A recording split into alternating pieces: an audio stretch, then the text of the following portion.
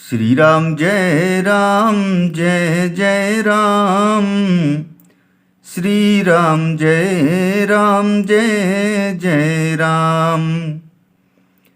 बसई नगर जेहि लक्ष्य करी, कपट नारी बर बेसु।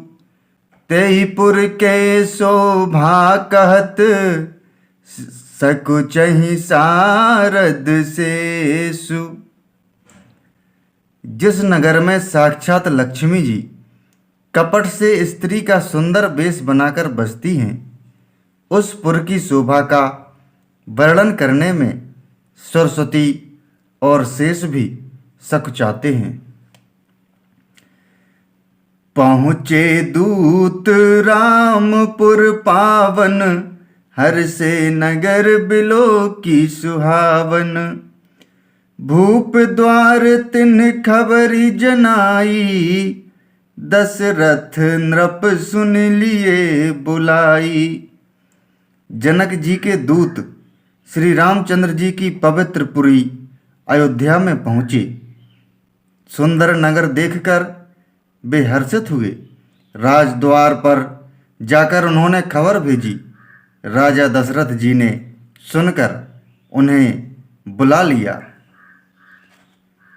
करि प्रणाम तिन पाती दीन्ही, मुदित महीप आप उठ लीन्ही। बारी बिलोचन बाचत पाती, पुलक गात आई भरी छाती। दूतों ने प्रणाम करके चिट्ठी दी। प्रसन्न होकर राजा ने स्वयं उठकर उसे लिया।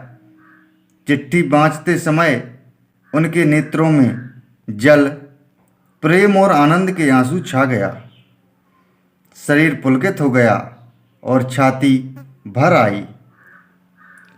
राम लखन उर कर बर चिट्ठी, रही गए कहत न खाटी मीठी। पुन धरि धीर पत्रिका बाँची, हर्षि सभा बात सुनि साची। हृदय में राम और लक्ष्मण हैं, हाथ में सुंदर चिट्ठी है। राजा उसे हाथ में लिए ही रह गए। खट्टी मीठी कुछ भी कह ना सके। फिर धीरज धरकर उन्होंने पत्रिका पढ़ी। सारी सभा सच्ची बात सुनकर हर्षित हो गई।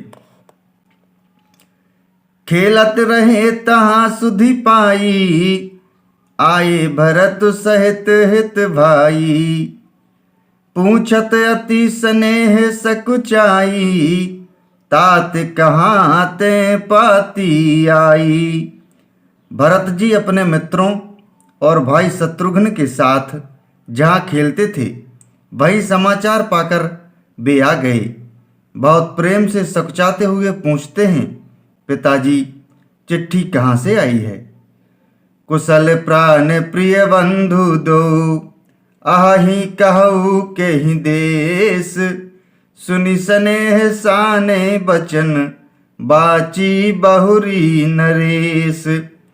श्री राम जय जय राम। श्री राम जय जय राम।